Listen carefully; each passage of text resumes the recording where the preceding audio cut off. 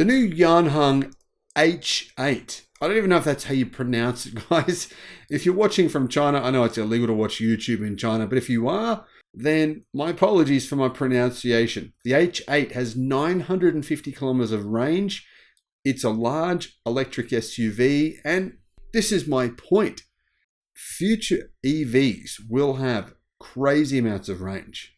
We don't actually need millions of superchargers all around the world because range of electric cars continues to grow. Battery pack energy density continues to grow. And within a few years' time, no one's going to really talk about range. It won't even be an issue. Hello, my friends. Welcome to the channel. You're watching the Electric Viking. Great to see you.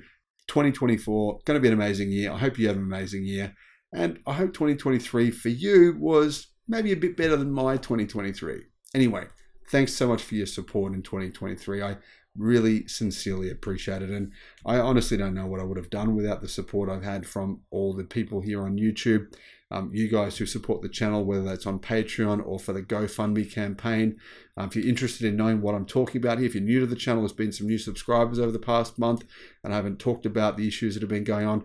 I'll put a link in the description below to my GoFundMe campaign. Not asking anyone to donate. I'm just letting you know what's been happening, which is that my wife was diagnosed with stage 4 cancer about 12 months ago. And it's been an interesting rocky road that's certainly thrown up some challenges. Anyhow, on the 20th of December, Daehan Group's Yuanhang Auto launched its H8 all-electric 6-seat SUV. It's a big vehicle.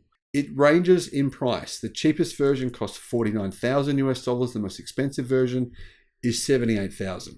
Comes in rear-wheel drive and four-wheel drive, and it's the second model launched by this brand after the Y6 all-electric sedan. There's actually 90 different electric car companies in China.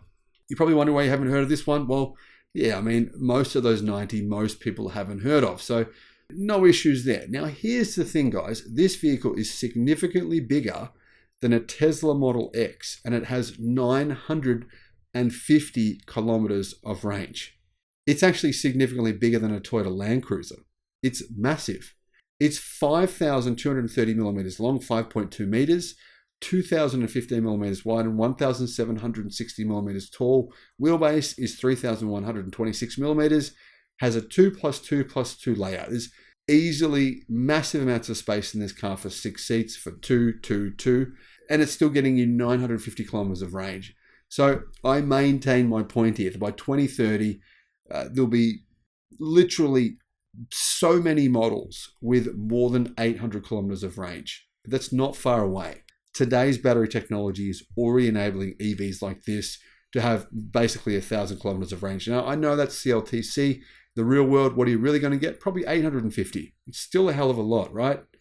Now, this vehicle is positioned as a premium electric car. So it has some pretty impressive luxury features. It has level 2 advanced driving capabilities, according to its manufacturer, of course. Don't know if that's true, which can realize, they say, traffic jam assist, highway driving assist, lane changing assist, lane center keeping, full speed range adaptive control, rear cross traffic alert, and a more automatic emergency braking. Guys, I read this stuff to you, but honestly, whenever I share the safety features of cars, most of them, in my experience, and I have tested a lot of cars, not through the channel, but just simply through hiring vehicles and going on BMX trips with my boys.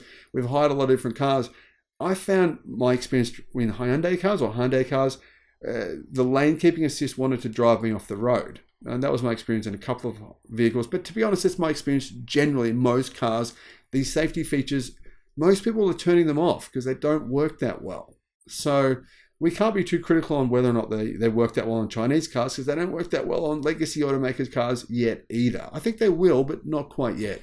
Anyway, customers can choose from single motor rear-wheel drive, says carnewschina.com, and dual motor four-wheel drive. 250 kilowatt and 400 newton meters in the base model with one motor. Battery pack size. I mean, how big of a battery do you need, right, to get this much range? Well, the base model has an 88 kilowatt hour battery. The most expensive model with 950 kilometers of range is said to have a 100 kilowatt hour lithium ternary pack. Now, I believe it's actually CATL's new Cheer-In battery, and that's why it has such high energy density, which is, seriously impressive. However, actually, since I've started researching this, what it turns out is the 100 kilowatt hour pack, it seemed too good to be true to me. It actually has 700 kilometers of range. You need to get a 150 kilowatt hour pack to get that extra 250 kilometers of range. I don't think it's really worth it here, guys. I mean, you have to increase that battery pack by a huge amount to 150 kilowatt hours in order to get an extra 250 kilometers of range, which in my opinion isn't really worth it. You're better off getting the 100 kilowatt hour pack and the 750 kilometers of range. Now, in that model, you can get it dual motors, and it has quite a lot of power. In fact, it's got 520 kilowatt. That's insane. 520 kilowatt in total. That's 700 horsepower. And it has approximately 850 newton meters of torque. So acceleration, it can do 0 to 100 in 3.8 seconds. That's 0 to 62 miles an hour. Fast charging, 30-minute charge, 30 minutes to get from 20 to 80%. There's an optional external function for discharging with a maximum discharge power of 3.3 kilowatts. So what does that mean? You can send power from this car to external devices. Could be an electric car, could be a house, whatever, but the maximum amount of power you can send is 3.3 kilowatt.